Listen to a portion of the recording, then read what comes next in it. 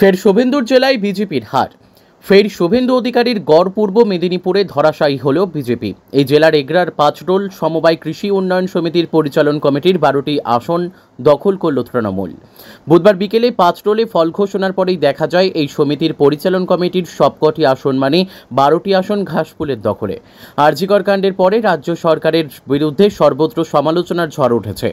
বিরোধীরা তো বটেই, নাগরিক সমাজও মুখ্যমন্ত্রী মমতা বন্দ্যোপাধ্যায়ের পদত্যাগের দাবিতে সরব হয়েছে, জানিয়ে চরম অস্বস্তিকর পরিস্থিতির মধ্যে রয়েছে শাসক দল।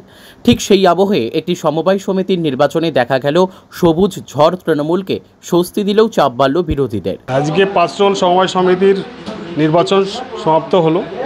বোর্ড অফ ডাইরেক্টরের ক্ষেত্রে 12টি সিট ছিল।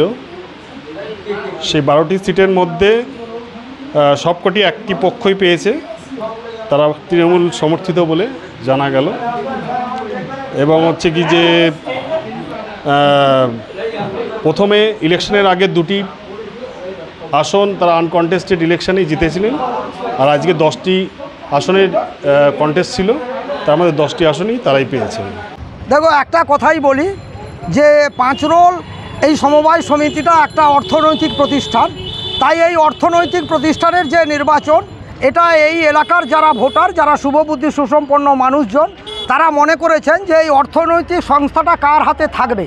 তারা এই অর্থনৈতিক সংস্থাটা তৃণমূল কংগ্রেসের যারা প্রার্থী হয়ে দাঁড়িয়েছিলেন তাদের হাতে নিরাপদ বলে মনে করেছেন। তাই তারা এখানে 12টি আসনেই তৃণমূল কংগ্রেসে আশীর্বাদ করেছেন। 12টা আসনেই তৃণমূল কংগ্রেস এখানে জয়লাভ করেছে, বিরোধীরা একটাও সিটে জিততে পারেনি। এর আগে তো 2টি বিনা প্রতিদ্বন্দ্বিতায় জয়লাভ করেছে। হ্যাঁ, এর আগেই আমরা 12টার মধ্যেই আমরা 2টি বিনা প্রতিদ্বন্দ্বিতায় জিতেছিলাম। বাকি আজকে আমাদের 10টি সিটের মধ্যে লড়াইটা হলো। এই 10টিতে 10টিই আমরা বিপুল পরিমাণের ভোটে আমরা জয়লাভ করেছি। এই জয় কাকে উৎসর্গ করবেন? এই জয় আমরা তৃণমূল কংগ্রেসের নেত্রী, আমাদের সর্বভারতীয় সুপ্রিমো মমতা বন্দ্যোপাধ্যায় এবং আমাদের যুব নেতা অভিষেক বন্দ্যোপাধ্যায় সহ তৃণমূল কংগ্রেস মামাটি মানুষকে আমরা উৎসর্গ করলাম। আপনার নাম?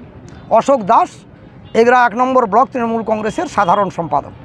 দেখুন, প্রথমেই বলি, তৃণমূল কংগ্রেসের প্রতীক ছিল ওই জায়গাটায়। প্রতীক তো ছিল না। সমবায় নির্বাচনে কখনো প্রতীক নিয়ে লড়াই হয় না। লড়াইটা হয় বিভিন্ন মানুষ যারা সমবায় সম্পর্কে সচেতন এবং সমবায়কে অগ্রগতির দিকে এগিয়ে নিয়ে যেতে পারে, সেই সমস্ত ব্যক্তিদেরকে দিয়ে নির্বাচিত হয়। সেখানে সবুজ ঝড় গেরুয়া ঝড়ের কোনো প্রসঙ্গ নেই। সেরকম যদি প্রসঙ্গ হয় তাহলে আমি কিছুদিন পরে আপনাকে একটা খুব বড় গুড নিউজ দিতে পারি, যেটা গেরুয়া ঝড় আপনাদের কথায় গেরুয়া ঝড় বলে।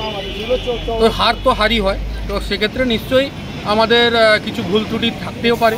আমরা অবশ্যই উচ্চ নেতৃত্বদের সঙ্গে নিয়ে, যারা প্রার্থী হয়েছিলেন তাদেরকে নিয়ে বসবো, কারণ আমরা কেন মানুষের কাছে যেতে পারলাম না সেই বিষয়ে আমরা আলোচনা করব।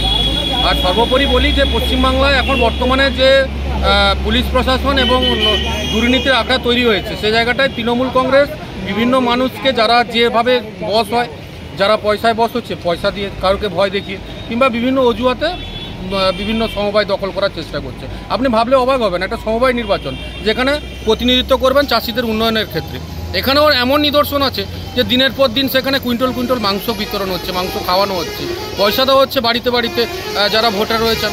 আর সর্বোপরি শেষে যারা বিগত 9 বছরে ভোট হয়নি এবং এই 9 বছর আগে যারা মেম্বার হয়েছেন, 9 বছর আগে তো বিজেপি ছিল না, কারা মেম্বার হয়েছে না, যারা মেম্বার ছিল তৃণমূল বা সিপিএমের, তাদের পরিবার পরিজনকে শুধুমাত্র কি বলবো, বাড়ির গরু ছাগলকে বাদ রেখে আত্মীয় পরিজন, নিজের পরিবারের সবাইকে ভোট নিয়েছে, সমিতির সদস্য করা হয়েছে। আর বিজেপির হারার তো কোনো বিষয় নেই, কারণ বিজেপি কোনো দিন 9 বছর আগেও বিজেপি ছিল না, আজকে বিজেপি শক্ত সবল হয়েছে, আজকে প্যানেলটা পর্যন্ত দিতে পেরেছে। তো সেক্ষেত্রে বিজেপি লড়াই করেছে, এটাই সবথেকে বড় জিনিস। আমরা প্রথমেই যে জয়লাভ হয়ে যায় কোনো বিষয়, সে বিষয় তো নয়। আমরা অবশ্যই চেষ্টা করছি আগামী দিন যাতে জয়লাভের দিকে এগানো যায়। মানুষ প্রথম থেকে দ্বিতীয় থেকে প্রথমে যায়, কেউ 10 থেকে প্রথমে যায়, কিন্তু কেউ এসেই প্রথম হয়ে যায় হয় না। ভালো স্টুডেন্টকে অ আ ক খ পড়তে হয়, তারপরে প্রথম বর্ষ বা ABCD শিখতে হয়, তারপরে তোমার কলেজে যেতে হয়, স্কুলে যেতে হয়, তারপরে গিয়ে সে ইউনিভার্সিটিতে পড়ার সুযোগ পড়ে, সে যতই ভালো স্টুডেন্ট হোক। তো অবশ্যই ভালো স্টুডেন্ট সরাসরি তো আর ইউনিভার্সিটিতে যেতে পারে না। সেক্ষেত্রে আমরা চেষ্টা করবো, অবশ্যই আমাদের ভুল ত্রুটি যেখানে রয়েছে, সমবায় নির্বাচনে আমাদের অভিজ্ঞতাও কম ছিল, আমরা এই অভিজ্ঞতা নিয়ে কাজ করছি এবং আগামী দিন আমাদের অভিজ্ঞতা নিয়ে যাতে এই সমস্ত সমবায়গুলো আমাদের জয়লাভ করা যায় সেই কৌশলের দিকে আমরা এগোবো। আপনার নাম? আমার নাম অরূপ দাস, আমি ভারতীয় জনতা যুব মোর্চা রাজ্য কমিটির মেম্বার।